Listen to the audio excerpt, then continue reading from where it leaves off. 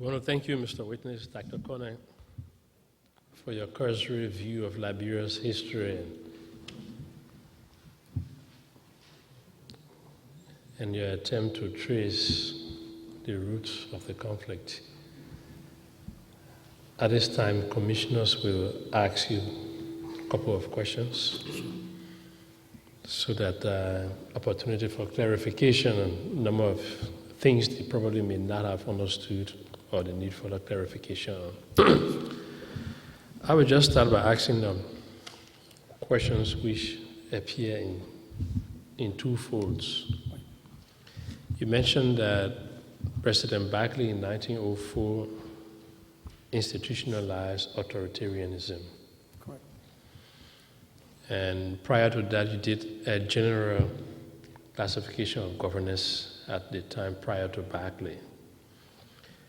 I was just wondering, between 1821 and 1904, what was the state of affairs, the relationship between the governors at the time and the indigenous? Was there a government? Were there symptoms of authoritarianism during that time? Then, secondly, from your presentation, it appears as if for every action there was a greater reaction, which opposite in form and all of that. Does that justify the war, or was the war inevitable? Say that again, if that justified the war, or? Was the war justified, or was it inevitable? Given that we saw a reaction to situations. Okay. Before 1904, what was there? There were symptoms of authoritarianism that were not very clear-cut. And at this time, the citizens of the Liberians, particularly the indigenous peoples, were put in what's so-called their place. What we saw even during the colonial period, from 1821, even before independence in 1847, there was these differences with regards to even those who govern. We need to understand here that the American colonization society was led by white Americans. And there was this disparity between those white Americans and the settlers themselves. And this later on was passed on to even when the state became independent in 1847.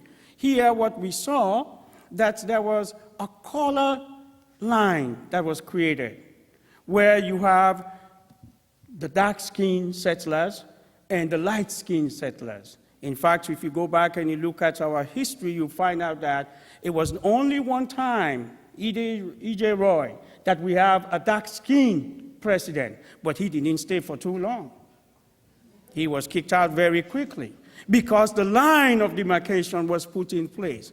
And so later on, this continued with regards to how the settler government saw the indigenous peoples. There was this ladder that I said was created, that the light-skinned settlers were on top, who were the leaders, and then the dark-skinned, they were under them, but guess who were at the rear bottom of that ladder? The indigenous peoples. So that tells us that there was a system that was put in place in terms of suppression and oppression. So that's what the mechanism that we saw in terms of authoritarianism. Was the war justified? Let me say here that a philosopher once said that violence is the language of the unheard. Does that make war justifiable? No, it made war inevitable. If you read Frank Fanon's work, The Wretched of the Earth, violence begot violence. And so what we saw in the case of Liberia, because of this violence that was perpetuated against the indigenous people, it became inevitable that war was the answer. So they unearthed, decided, we have to let our voice be heard. And as a result of that, we saw war come into our country. Is it justifiable? Maybe not. Was this the means to an end? Maybe for many people that's what it was. But war, as we see, has no good ending. All, whether we like it or not, had suffered under this war. And today, it's an opportunity for us to tell our story, to make a statement, so that never again in the history of Liberia, that even when we disagree, which had been in the past, when we disagree with each other, we have a way of sitting in the palaver halls and discuss and be able to come to certain kind of resolution, not to go to war. But a climate of dissension was created by politicians, and ethnicity was used as a basis for that kind of war. So war, no, it's not justifiable, but it was inevitable. Thank you. Sheikh. Dr. Konneh, we want to thank you very much for your presentation. This is one of the reasons why the Truth and Reconciliation Commission was put in place to get the views, the perceptions of Liberians of all walks of life, so as to enable us make a comprehensive report and recommendations that will help Liberia never, ever to return to violence approach. You have expressed your view about how Liberia was governed. And to everything, there's two sides of it. You have spelled out what constitute by governors in the past, but it is said that as you are, so shall be your leaders. Can you tell us what is your view about the chronic tribalism, sectionalism that embedded itself among those claimed to be indigenous? Because if you are people who suffer the same consequences, then the question is why you people could not mobilize your intelligence and then approach the situation in unity. What would you say about the differences among the tribal people, the indigenous people? You did not make mention of that. Can you tell us what is your view about that? Let me approach this question by giving an answer that is very academic. There's this work of Paul Ferrero, which talks about the pedagogy of the oppressed. Pedagogy of the oppressed. Pedagogy of the oppressed talks about people who had been oppressed. And the tendency of people that have been oppressed is that to see other people and oppress them. The Americo-Liberians that came to Liberia were oppressed in the United States. How did they bring those same tenets with them to oppress the indigenous peoples? The indigenous people saw these tenets that were there and realized that the best way to address their issues was to oppress others. But given the story of Liberia, because the leaders were not national leaders. And what do I mean by that? That they were taking all of the consideration of the populace that within Liberia. These groups or ethnic groups realized that the only way they can address and redress their grievances and issues were to come together and find protections in their own ethnic groups. Thus, we saw the polarizing of groups. So that even today, in this country or even in other places, I live in Atlanta, if you call a meeting for the Liberian Association, very few people will come. But call a meeting for the Bassa people, call a meeting for the Mandingo people, and you will see that there's some form of loyalty that has been expressed. Why? Because of the failure of the leadership to pull all of these people together. What is very important in nation building is to be able to pull people together. Like the commissioner was saying, the chairman of the commission was saying, for the very first time, we had a song where we see all of the members of the ethnic group participating, singing their own song, therefore creating a certain kind of ownership. But if that song was only in Bassa, or in Mandingo, or in Konneh, then it would leave out sections of the population. So in essence, what we have seen, that those ethnic groups who had suffered and experienced violence, instead of using this as a mechanism for reconciliation, in order to protect their own ethnic group, had turned around and implemented violence, evicted violence on other ethnic groups. Is that what was in Liberia? You know very well that in Liberia that was not like that. In fact, we find out that these groups were intermingling and intermarrying and mixed in with each other.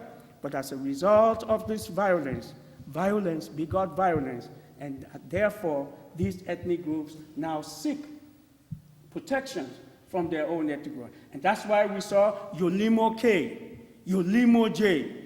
Why? Because these groups now find refuge in their own ethnic group. And politicians are very clever, as you know, we're able to politicize and use ethnicity. People like our own brother Alaji Kuroma and others use this to the best of their ability. Why? Because the leadership failed to establish a unified society where all can benefit from. You also talk about NDPL stealing the results of the elections. But you did not talk about when the former Secretary of State of the United States visited Liberia and consulted LAP.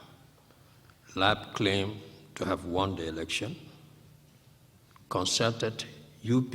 UP claimed to have won the election. Contacted LUP, and LUP also claimed to have won the election. What do you have to say about this self-claim, self-esteem, this question of individualism? Was it something proper, or was it something that gave strength to NDPL's claim? I think it's very important for us to understand that wherever we see this organization, there is a tendency for self-proclaimed prophecies. In fact, even in the past election, you know that one of the candidates did claim that the Lord told him. Wherever he saw the Lord, we don't know, but he did say that the Lord told him that he would be the president of Liberia. Even after the election, we find out that he still believed that during the inauguration, a miracle will occur and he will be inaugurated into office. Self-proclaimed prophecy. There are many individuals who do not have the nation at heart, but only have their own self-interest, instead of putting the interest of the nation forward. And so as a result of this, there are many Liberians that believe that the nation of Liberia cannot go on without them being in a place of position, that Liberia owe them, that they have monopoly of ideas, and so therefore the Liberian nation owe them titles. And as a result, we saw that manifesting itself during that election, that each and every party, the least lesser parties I call them, claimed to have won the election. So it was very clear that what Doe did was to provide, in fact, he gave funds to some of these parties. The Liberian Unification Party, he told the leader of that party, who is a poor teacher, "You are a poor teacher, let me just give you some money and then you can run." And he did. Poor teacher, what would you do? Take the money and run. And that's what he did. So he didn't care about what's going to happen, and so were other political parties. So at the end, it was their own self-interest that they put in place rather than caring about what's going to happen. So what Doe was able to do was to divide and conquer. And now he's eliminated those strong political parties. These latter parties, it was very simple to just destabilize them and then steal the election. And that's how we find ourselves into the situation that we find ourselves. You also talk about 1997 election. History tells us that 13 political parties stood for the presidency. Out of the 13, 3 were military-oriented politicians. 10 were civilian politicians. What does this project to you? 10 civilians standing for one presidency, in fact, in the immediate, what should have been called at the time, in the immediate post-war era. Does it signify unity of people? No, it does not. There are 2 ways to look at what happened. It shows how greedy people are and selfish that they are, because we understand what happened in terms of those 10 political parties. At the beginning, there was a process in terms of nomination, for example, with the Liberian People's Party, and that even some of our so-called long-time politicians were not nominated and decided that they have the answer, the solution to Liberia. They're going to form their own political parties. And so we have an extension of all of these political parties. That's one. But second, it should have not, and I say this, and with all respect to the Carter Center, I was one of the advisors to the Carter Center on the Liberian issues. Later on, I was, I don't know if I was silent or kicked out or whatever that is, but then in the long run, I was no longer called upon. I don't think in the first place we should have rewarded people who brought violence to the nation to be a part of the democratic process. The Carter Center allowed that to happen so that those who were rebels to participate in the war in a way to trying to reconcile. I think, to me, as far as I'm concerned, that was not the way to do it. You don't reward people for doing wrong. And so as a result of that, even when other international organizations called upon the civilians and said to them, listen, this is what is going to happen. If we're going to win an election against Charles Taylor, first, the man has the money, he has all the radio stations, and he has all of the capacity. This is what you do. you only bring one political party to opposing. All of these political gurus decided that's not the way to go. And so what happened? We end up with 10 political parties. And so all Charles Taylor did was to just bring the bag of rice with his pictures, and Liberians, the politics of the belly, what have you done for me lately? And you've not showed me what you've done for me, but here comes Charles Taylor with the bag of rice and with his picture.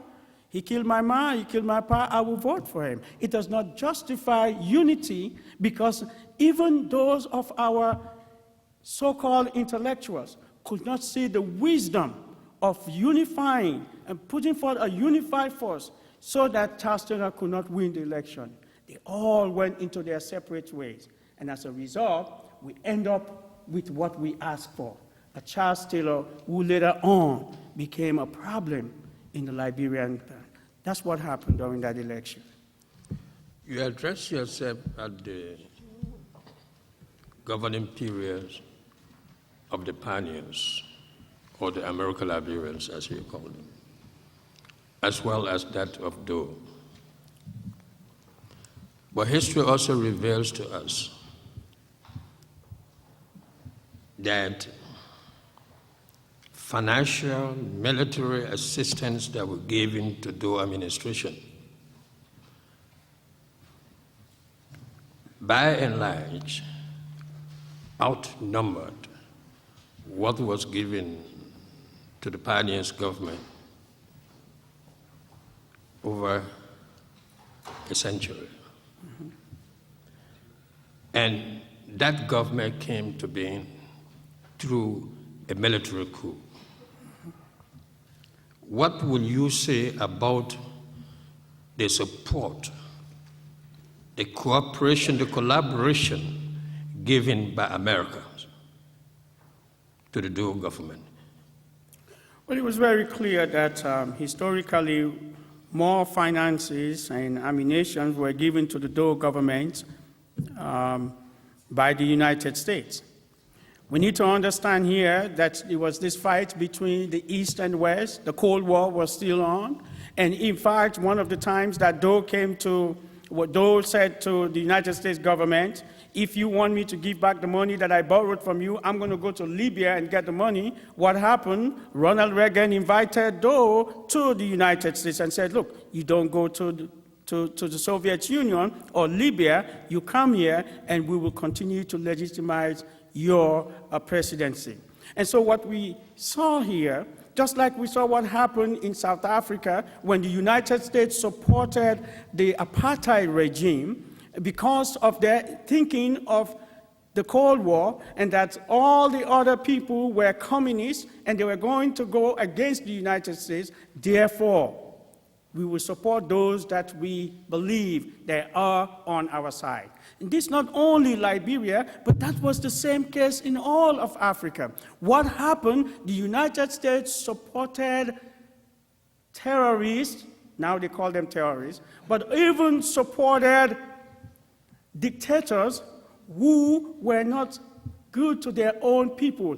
And then, in the guise of communism, even though these people did not have good governance attitude in them. And so as a result, the same thing happened in Liberia. Though it was bad, but what will be the alternative as far as the United States was concerned? Yes, all we need to do, in fact, it was Reagan who said to Doe, just have other parties to run with you. Now you've banned these others, just have other parties. Because what Doe kept saying, these other people are communists. And that's all you need to say to the United States, that the other people are communists. Yes, they will support you, no matter what happened. And this is exactly what we saw the role of the United States. It's beginning now to see and to realize that not everyone is a terrorist, not everyone is a communist, and in fact, it's in their best interest to begin to support good governance and transparency in parts of the world, including Liberia.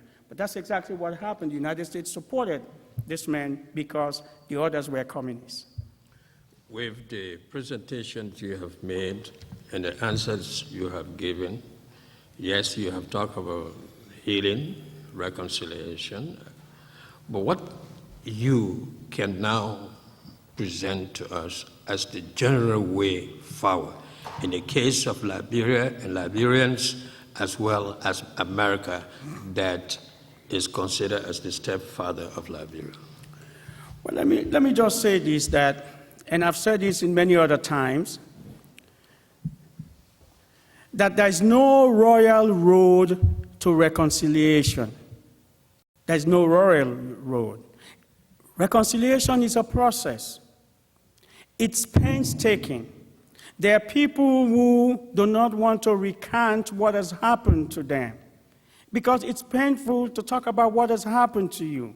It's painful that I will talk to my dad just 2 days before he was killed. It's very painful to recollect that. It's very painful for me when I was at the refugee camp in Konneh to see a woman who was so traumatized because they killed the husband right in front of her, and she was pregnant, that she died in the hospital in Konneh. It's very painful. It's very painful. We all do have stories to tell. It's very painful when we move the Liberian people from the Konneh refugee camp, when Taylor's people were coming there to Waterloo, and 3 babies died that very night. It's very painful to recollect that. But as much as painful that it is more painful for us not to say what has happened to us. And I think this forum provides us the opportunity to be able to tell our story. By the same token, so that the Truth and Reconciliation Commission, now being given the mandate to be able to select cases so that those cases can be made, so that we can make an example of those cases, so that we cannot make people who have been part of this process of claiming lives and destroying to go unpunished, so that we can come together as victims and victimizers to understand that we as a people owe accountability to each other. It hurts me going to Monrovia, and I was there with you when all this press were at your house, and they were talking about the process, the question of land that was taking place in Banga and other places. And I was furious to see that people who have committed atrocities are now enjoying and moving very freely. But that's why we have this process. People ask me the question of, how can this person be the senator of so-and-so and so? It's all about the process. So what I recommend, that we should not falter in this process, that we should continue this process, we should put mechanism in place that will help those who have suffered, and even those who are committed suffering on people. Those mechanisms are going to be based, and this is what I want to say, that any mechanism that we put in place in terms of this healing process must be rooted in the customs, tradition, and history of Liberia. If not, it's not going to happen. You remember for a very long time after the first 7-year war, you was part of that process where we were saying to the Charles Taylor government, why not we put a Truth and Reconciliation process in place? He just denied and neglected that, and I am glad now it has come to fruition, that now we have the opportunity to come and tell our stories. So we need mechanisms to put in place, and this, I think the TRC is doing a wonderful job, not going to all of the counties, but also to begin to revisit our history. And I think it's a process where we have to come back and revisit and revise our history so that we can understand where we've fall short and have made a mistake, so that this process would help us in reconstructing what now we do have in Liberia. As I spoke when I was in Liberia, I believe it and I know it, that Liberia shall rise again. And now people are writing all books, and I have to begin to call those people to give me some royalty, because I thought I was the founder of the word Liberia shall rise again. Thank you very much. Thank you. Dr. Konneh, I want to say thank you for your presentation of Liberia history, in that telling also your story and making recommendations to the TRC. You also reminded us of the era where rewards were given to those who did wrong to the country. At least we should be reminded of the lessons that we learned from that. You were called as an expert witness on Liberian history to give some presentation. An expert witness is treated a little more than an ordinary witness. And for the public and for us, you told us that your parents came from Kitma, and you were born in Nima County, and you came to the United States 1987. For me, I need a little more. Your presentation spoke for itself, but since these things are being documented, could you tell me a little more about yourself to convince me to put you in the category of an expert witness on Liberian law? You know, I just, after school, and I was just in the streets of Atlanta driving taxis and, you know, and other kind of things. No. I'm just kidding. Yeah, I know No, that. let me just say, We all had to do all sorts of work when we came to America. Let me just say this. I grew up in San Nicolas and Yekipa, area H, and all those places. My father was the medical doctor there for the Konneh, and later on he left and then went to Lofa and established pharmacies there, and we stayed in Yekipa. And then later on, I was sent to one of our uncles that was in Sierra Leone, and I went to school there. And then I played, we call it football, for one of the prominent teams over there. And then one of the prominent teams in Liberia went over to Sierra Leone to play, and then they said, you better come back home, you know, because you can come here and be with these people while you're playing against us. So I had to return home, and then I played for CEDA, and then played for IE for some time. And then decided that school is more important than playing football in Monrovia. And so I went to Coddington in 1983, and graduated in 1986. At 1986, when we were graduating, you remember after the election, Emmett Hammond was the speaker of Coddington, and I, being the valedictorian and also a member of the student government, said that we were not going to participate in that ceremony. But since being the valedictorian, I was forced to participate, and all of my relatives were there to congratulate me. I could not stay away. But then in 1987, I got a Fulbright scholarship to come to the United States. And my intent, you know, I went to Indiana University, and my intent was to, after finish my master's and PhD, was to go back home. In fact, at Coddington, there were people who were calling and said, they have your name everywhere, you're going to come back home. And then the war, which just destroyed it. And so I did not know what to do after it was time for me to do my fieldwork, my dissertation fieldwork. I decided that since I could not go back to Liberia, because my dissertation was involved with indigenous entrepreneurs and capitalists, what I did in this dissertation was to refute the fact that capitalism came to Liberia as a result of the coming of the settlers. And what I was trying to show, that capitalism was already there before the 19th century. It was not called capitalism, it was called with a different name, that indigenous peoples in that sub-region were involved in certain kind of capitalism. And so I was able to go to the archives in London, since I could not go back home, but then later on decided I have to go and make a contribution. At this time, someone had already told me what happened to my dad and mom, and I said, well, I probably might see another relative. And that's how I left London and went to Konneh and stayed at the refugee camp for a year.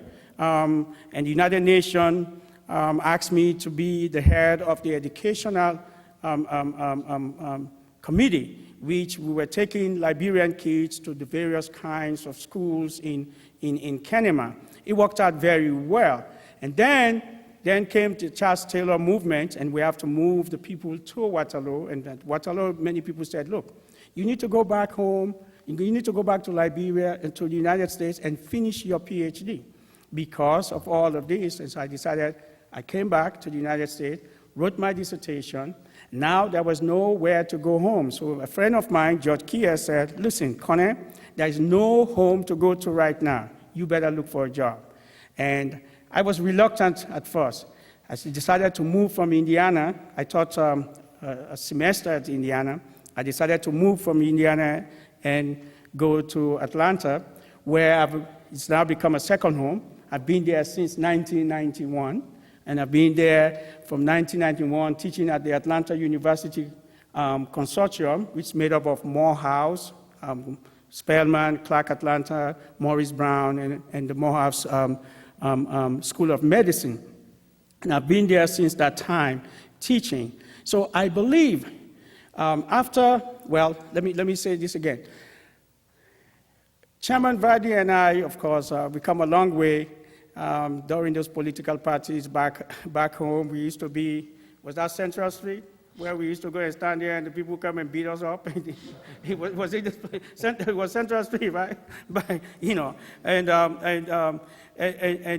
so the story that I'm trying to make here is the fact that after all of this, I decided that when Charles Taylor became president, what I did, before that, and I'm glad I came to Morehouse as a professor, because he had helped us to recruit a number of our Liberian students to come to that institution and to gain education. In fact, the last thing I did, and Chairman Vardy will know, I went to Liberia and went to all of the high schools and recruited. At that time, we did not have any kind of agreement with Spelman as a female instructor, so most of the people that we brought were male. In fact, we have over 40 students who have now graduated. The last batch is graduating, right? In fact, Usman Dukle and Siddiqui just graduated. They have jobs. I wish they can go back home, but they, you know, the jobs here, when you graduate, you have all this knowledge, they just take you and give you all this money. So now he's gone to North Carolina, he's working with Wachovia. And so only now that we begin to bring female students. In fact, the last time when I was there, we were looking very strongly with regards to how we can help our female students to bring them to the United States and advance their educational system. So I have been, after the war, in fact, I wrote a letter to the president, Charles Taylor at the time, and he invited me to return. My uncle said, well, you know, if I come with you, they will say I'm the one who told you about all of these things. So we made Michael, the bishop, Francis, to take us to meet Charles Taylor. That's when I knew we were in trouble. In fact, after that meeting with Charles Taylor, we also had a conference that we called Collapse States, and Chairman Vardy was a part of that conference where we got a grant from Ford. We had this conference right there at Mama Point, and the next day, Charles Taylor said he wanted to be the opening speaker, and we refused because we had asked the Minister of Foreign Affairs at the time to be our speaker. He was afraid because he said, if the president said he wanted to be the opening speaker, I can be. And so what we did, we brought in the United Nations director in Liberia to be the opening speaker. The next day, Charles Taylor deployed troops all over the place. We had to go through the ambassador, the U.S. ambassador, to leave the country very quickly. So I'm saying all of this to let you know that I've been a part of the process. I don't want to be president of Liberia. I want to walk behind the scene, but I want to make a contribution, and I'm doing it in my own little way. And I continue to do that. In fact, in the past, this government that is in place, and my uncle will tell you, I have visited them 2 or 3 times with the hope that I will return home, but I keep telling them this: I don't want to work with any government. I want to do what I need to do to help Liberians. I don't have to be in the Ministry of Foreign Affairs. In fact, the thing that I was going to do was to go to the university. It was going to work out, and now I don't know where it is, so I'm still waiting and doing what I need to do. But my intent is to go home. In fact, It's very clear that one of the things that people are afraid of, that I'm going to leave and go home anytime. But I've said this for you to understand that this process that we're doing is a process that is very important, that will help us to rebuild Liberia for it to be, not only to be where it was, but to surpass where we have been. Thank you for that explanation, because in what you said, you've been there, you've done that, and not only that, but you're making history now by participating in the TRC process. So you've convinced me of being the expert witness. You speak like a lawyer, a judge. We know that, the judge. Yes, I'm yes, a lawyer. a judge, I know. Lawyer of 26 years. Right. Just for maybe it was lapsus lingua, and for those who maybe want to say something, just let's look over what you would say. And I think you say that from 1904 to 1943, when you were talking, you mentioned Arthur Barkley as the president. But I think just for those who may have picked it up, I guess because we had Arthur Barkley, we had C.D.B. King, then we had Edwin Barkley. Yes. Because if it were Arthur Barkley, that would have been from 1904 to 43 would have been 39 years. Yes, right. And the only history, our history say that was Totman who were there for 29, well, that's okay. 27 years. It's debatable. So just okay. let us, yes, because what Sure. happened during that period was it seemed authoritarian just for those who maybe have picked it up Sure. and known that was just a lapsus lingua. Sure. And also, you did say about President Doe manipulating ethnicity, during his era. History will prove that, and maybe a fact known.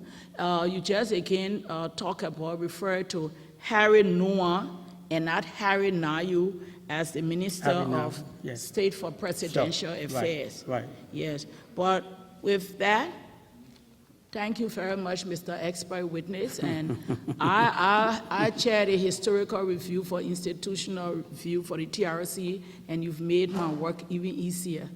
Thank you. Well, thank you.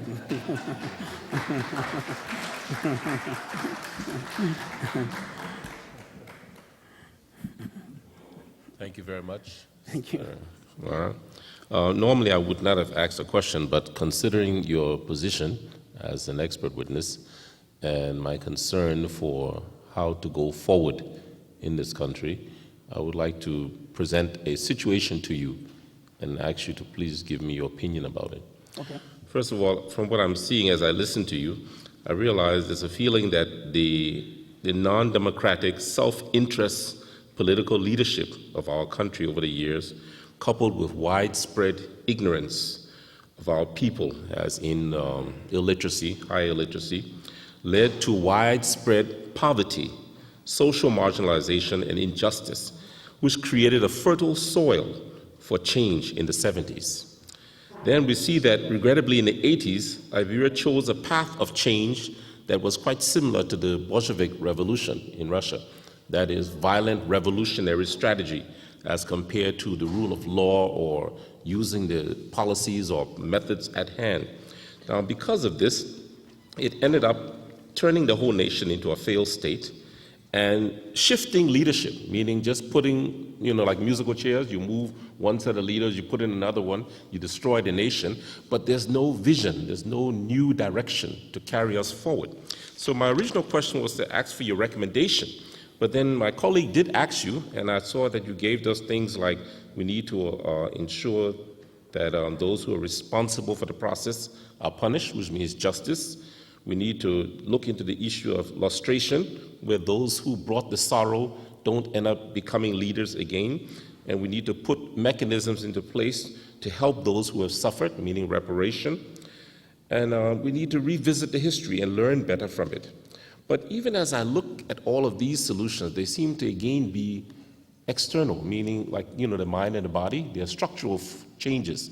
But will those structural changes really bring a change when the inner heart and spiritual values of our leaders and the people have not changed from selfishness to unselfishness. So I would like you to, just give us some comments in that area from your experience. Well, one of the things that I said, we just finished the conference of gender-based violence in Atlanta. The Emory University, Commissioner Washington was there, and I was there. I was invited as a Liberian historian in aiding, providing certain kind of structures. And one of the things that I said to them was, I think it's very important for us to re-establish our value systems of moral authority. And I think it's very important to do that. How do we re-establish those value systems? Is to engage those who are in leadership. And this means religious leaders, local leaders, and other kind of leaders. And I think it's very important for us to do that, so that we can begin to look at what worked when we were not part of this new system, particularly this system that I believe is imported from the United States that we do now have. What happened to the customary system? How did it work out for us? And I think when we're able to do that, we'll be able to hold each other accountable. So that's one way. But there's another thing. Whenever a country comes out from this kind of war, conflict, there's impatience by the people. So even if there are structures that you're going to put in place, the question that people are asking, what is it there for me now? Not in the long run, but in the short term. So whatever structures, and I always bring back my colleagues and others to look at what happened in Ghana. In Ghana, what happened, even though they did not go through this kind of protracted war, there was a time where they have their own shortcomings. And when Konneh came into power, he began to put structures in place, and people said, this is not what we're looking for. We're looking for results now. But guess what happened? That had played a very crucial role in providing dividends in what happened in the country. You even now know that even the currency of Ghana is equivalent to the dollar of the United States, if not even slightly more. So there are structures that, and I remember coming from Liberia, going through to Ghana, I was in one of the taxi drivers' car, where I asked him, I said, do you think what this man is doing is going to help you? He said, well, many people don't see it that way, but in the long run, it's going to help us. What is the point that I'm making here? It is good to put the foundational structures for the long-term development, because Liberians, what we want is a quick fix. Let's fix it right now. If we fix it right now, what's going to happen in the long run is something very different. So it seems to me that there are structures that are very important that appeal to Liberians, all Liberians. One of the things that we did when we were in Monrovia, and I took some colleagues with me, is to begin to look about this question of national identity. And we did talk with my uncle here about what does it mean to say I'm a Liberian. And if you are able to create a national identity where everybody will see themselves within that scope, then we can begin to know that it would be wrong for me to hurt you because, why? You belong to me and I belong to you, either through religion or through marriage. One of the profound things, and I always tell people this, not that I'm glorifying Prince Johnson, but there's one thing that he said when he was interviewed at one time. He said, how can we do wrong to each other? Because we are now one another through marriage and through religion. And that was so profound, except that he did not practice that, but, but that was so profound. It was so profound that if we're able to have these structures that remind us, and each people begin to see ourselves, because what we need is a national identity, because all of these emblems that we're using now, we do not see ourselves within them. So maybe the TRC can make recommendation. One of the things that I really admire about South Africa, it's even the flag. now appeals to the population. They see themselves within the flag. At the beginning, they were saying, what does this got to do with us? Until when they were able to change a simple flag. And they saw themselves that, oh, I'm part of this flag. It talks about agriculture. It talks about peace. It talks about, I can relate to this. And what do we have to be able to produce to relate to Liberians as we struggle to be able to put structures in place? Only then that we will not go back to those things that brought us back to war. But there's another thing that is very important. We can put all the structures in place. We can do all of the things that we have to do. If we did not address the immediate situations of empowering people economically and politically, we're going to, particularly economically, we must empower people, especially those who had suffered, but also those who were victims. In fact, at this gender-based violence, I said to them, we can come and intellectualize and put all of these things. The question is the politics of the belly.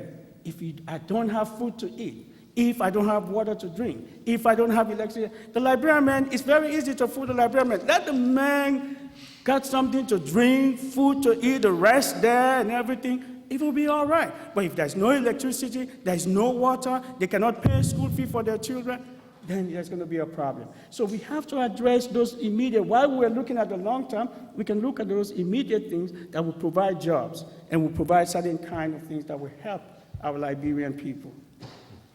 Thank you very much. Thank you, Mr. Konneh, for that presentation. Thank you. And I want to assure you that it will go a long way in helping us to realize our mandate. You talk about ethnic groups that were already present in the country before the settlers came. When we were small growing up and going to school, we learned history in school. And our history learning started from the settlers, and we saw nothing about the indigenous people, except for one aspect on Bob Gray, the Bassa chief. And so it came as something different when I heard you say there were 16 ethnic tribes in Liberia, long before the settlers came. And so I would like to know, could you please name those tribes that were present? If they are present, if you put it in your presentation to us, then Okay. we'll be all right.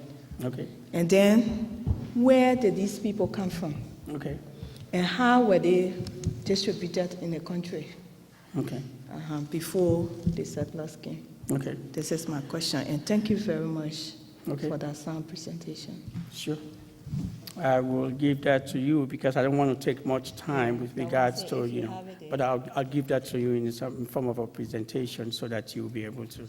But I think it's very important for us to know that. In fact, one of the things that I'm doing, I've undertaken a task. I am doing a comprehensive history of Liberia. We don't have a comprehensive history of Liberia. Indiana Press has accepted that, and so I will see, and my purpose of doing that is to come up with a document that will represent the Liberian people. When I was a student at Covington, and I'm going to say something that I had a dialogue. I should call it a dialogue. It's not a debate. It's a dialogue between myself and my professor, Joseph Guano, who claimed to be the historian of Liberia, who now that, and I'm sure he knows now that, no, he's not. But my dialogue with him was, how can we, because when I was a student, I read those pamphlets. I call them pamphlets. They're not books to me, but he called them books, and we were forced to buy them as students. How can you have those kind of pamphlets that only talk about the coming of the settlers from their own state, and then minimize the role of indigenous, as an indigenous person yourself? So, it was, but so the task that I've undertaken is to write a comprehensive history of Liberia.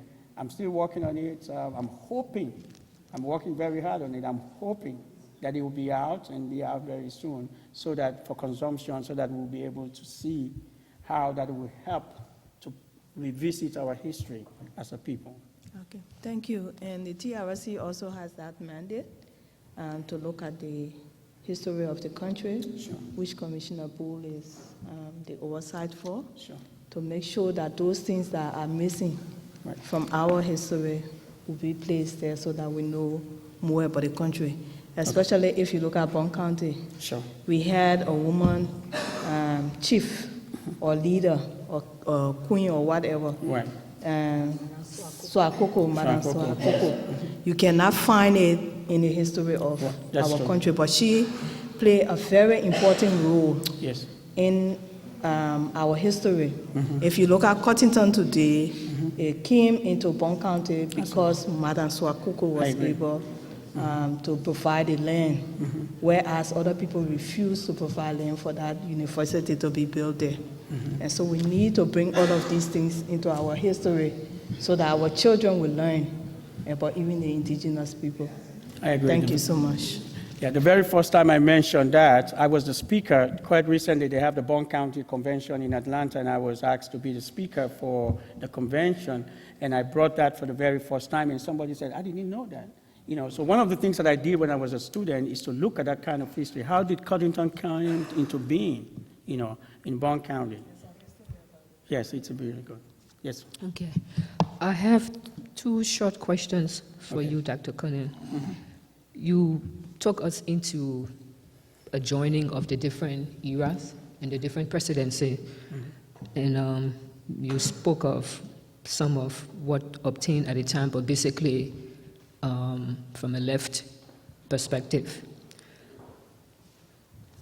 I'm looking at President Talbot, the reason being that I was born in the Totman era, but for my generation, Talbot was the one we knew. He was the president when I was in school and was assassinated when I was in junior high school. Talbot introduced a lot of policies that are arguable today. A lot of people are arguing over those policies.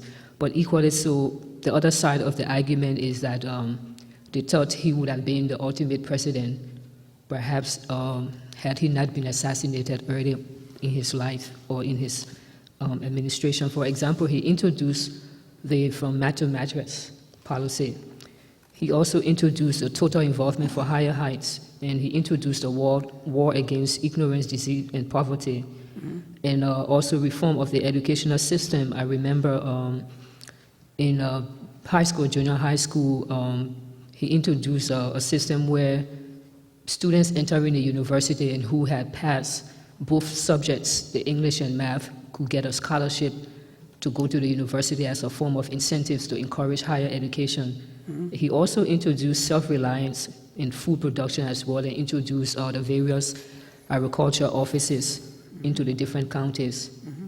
And Totman also introduced a lot of policies that people thought were good, like the open door, even though it is debatable, and the reunification of Liberians, and he brought in a lot of indigenous into mainstream politics. Now, with what has happened here with these two presidents, basically Talbot is someone like me. I'm asking the question, and I pose that question to you: what happened? What went wrong? Because all these policies, if for nothing else but from nomenclature, seems to be very decent policies that would have definitely moved the country forward. What went wrong there? Was he misunderstood, or was there a struggle or conflict? And my second question is, in all that has happened to our country, in terms of the destruction and the evil and the hatred, do you think greed plays a part in what is happening in Liberia? If it does, how much of a part do you think greed has played in the destruction of this country? Thank you.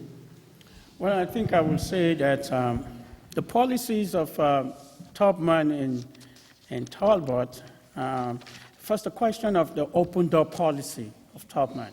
How open was that policy to incorporate and the indigenous groups within that kind of. In fact, there's a book that is written out of that called Growth Without Development. Yes, there were policies for growth, but was there development in terms of the manpower that was within? I would say no, there was growth without development. Total involvement.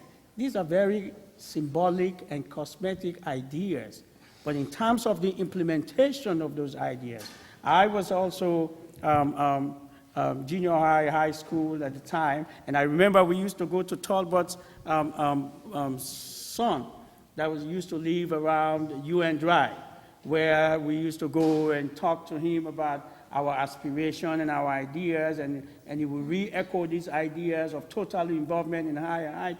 To what extent that structures were put in place for this total involvement rather than holding indigenous, because we used to go there and say, we want to be totally involved. How can we as young people, we can't pay our school fees, our parents can help us out, how can we be totally involved in this process of developing the nation? It was very difficult for us. So they're very cosmetic, but in terms of the implementation, we did not see that. The question of greed, there's no doubt. In fact, greed had played a paramount place with regards to the decadence that we do see in Liberia. There are many people who believe, first, they have monopoly in terms of position and monopoly in terms of ideas. And as a result of that, we have seen that people have amassed benefits. We were looking at, from a qualitative kind of research, just looking at the resources that we do have in Liberia. When you take the resources that you have in Liberia and you look at the population, it's enough to get around.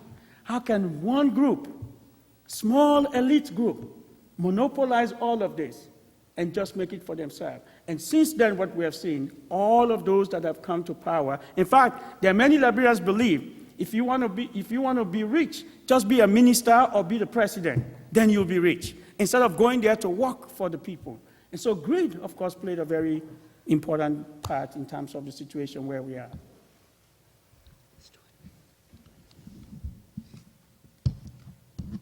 Thank you very much, Professor Konneh, for your presentation. Owing to the limitation of time, I perhaps may not be able to ask you the questions I would like to ask. But just one or two things I would like to draw your attention to. And first is the linkage. I think I didn't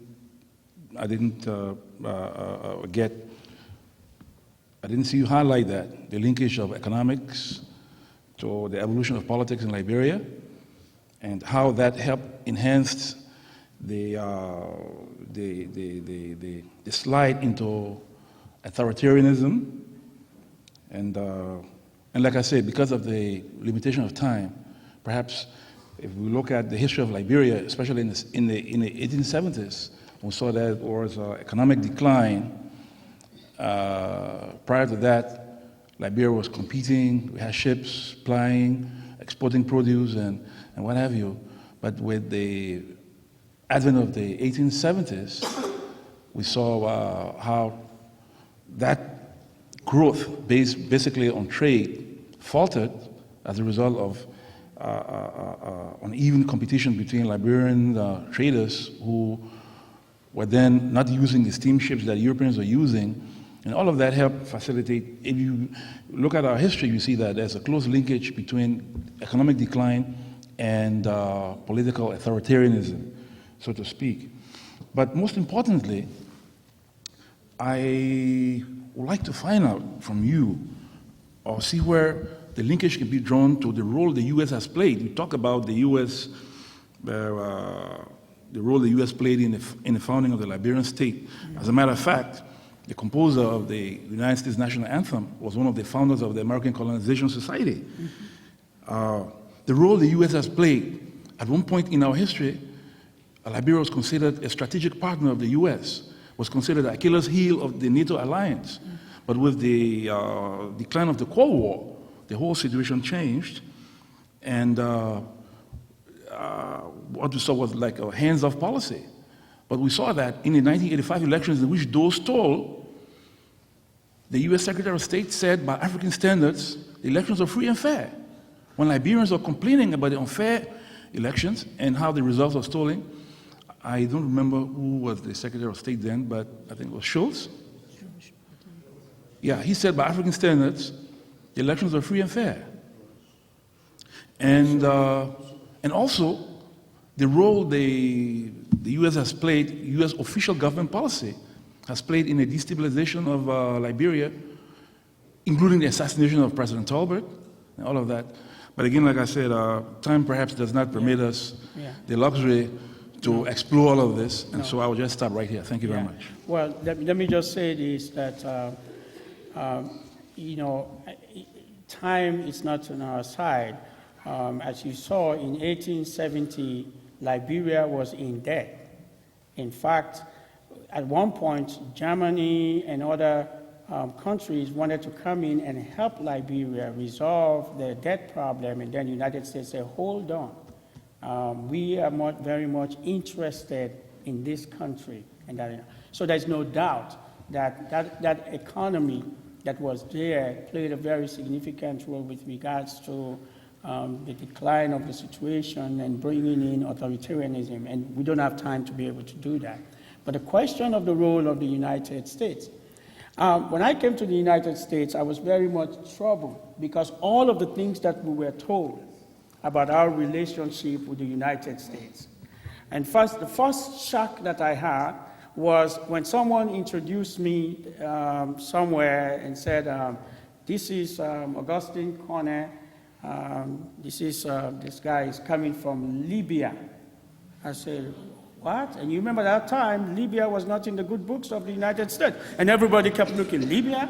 I said, hold on, not Libya, Liberia. So people have told us about how we were such this great ally with the United States. And even people here don't even know where Liberia is, don't even know that there are Americo-Liberians that left here and settled over there and they start and have this long relationship, don't even know that. But people don't even know in terms of how Liberia supported the United States during the Second World War. People don't know that. That's why we have that Omega in that area. And people don't even know that during the Industrial Revolution period, when there was this competition between England and the United States, it was Liberia's rubber that played a very significant thing. People don't know that kind of history. So very well. So that means at the time when we had our own problems, we looked at the United States as a result of this relationship. But it's also important for us to understand the United States played a very significant role in terms of the problems that we do have. Doe came to the United States and got those ideas about going back about all the question about indigenous people and then created a coup. And then they supported Doe for a very long period of time. And then when the Civil War, when Doe was not doing the right thing, take somebody to get Doe out. So for the bad person, you look for another bad person to come and take that bad person out. And when that bad person doesn't do what you want them to do, then you look for another bad person to put there. That's the kind of policy that the United States do have. So there's no doubt that the United States has played a role, whether good or bad, in terms of the establishment of what has become Liberia. And we still continue. I said to the president recently, I had dinner, she was in Atlanta, and we had dinner with her. I told her, I said, President, I know you're going to hate me for saying this, but I don't think I will forgive you for allowing now the base to come to Liberia when all the other countries denies by having that base to come over there. Why should we be the one, But it's that kind of situation because we always think that we have this long history with the United States and we always have to work. But the United States do not. In fact, one of the Secretary of State said it very well. We have no more economic interest in Liberia, strategic interest in Liberia. So we don't care what happens to Liberia. You can destroy the Omega, you can do whatever, we don't have any more economic interest. And it's very clear, even today. Thank you very much, Dr. Konneh, for the review of the Liberian history. And I would like to ask you two questions. Okay. During your presentation, you talk about the governance during the process from 1904 to 2000. And then he talked about the indigenous people. What was life like, or the relationship between the indigenous people before the arrival of the settlers? They were very cordial. In fact, there was intermingling and intermarrying. In fact, we do have evidence in terms of their laws, in terms of, there was I don't want to paint a picture here where we can say that everything was perfect in terms, because there were people fighting for land, there were people doing other kind of things, but to a larger extent, there were some kind of cordiality and some kind of collegiality, if you like, that brought these groups together so that they'll be able to interact with each other. There's a piece that I wrote with regards to this kind of interaction that went on with regards to the indigenous groups, how they, and in time will be able to permit me to elaborate on that with regards to that. But by and large, the question of ethnicity did not surface in Liberia until modern day politics became the throne. Because before that, ethnic groups, because you can even see, even during the war, it doesn't matter whether you belong to the right ethnic group or not, people still were killed.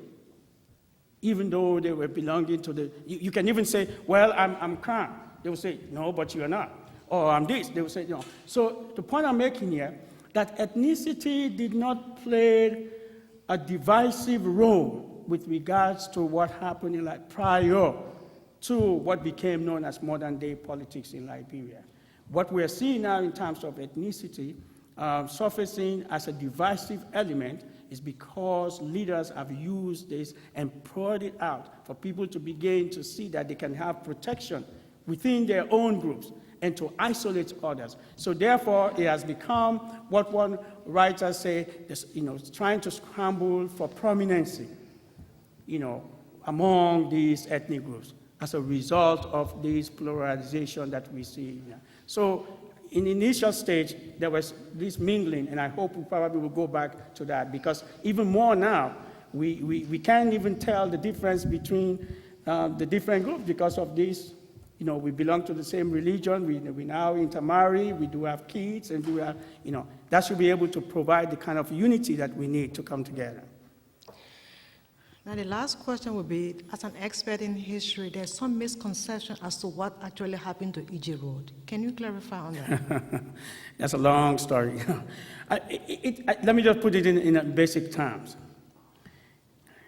This question of light skin and dark skin created a dissension whereby there's some kind of alleged story about corruption that end up getting Ije Roy out, and later on got, whatever they did to him got sick.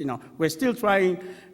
What we do have on Ije Roy right now is very tentative and subject to kind of revision. But it's this fight that was going on between the light-skinned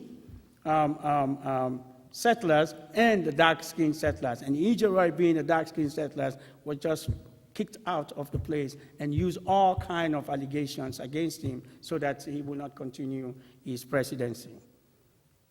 Thank you very much for coming to the commission. Dr. Konneh, I want to thank you very much for coming and making a presentation. You may leave. Thank you very much.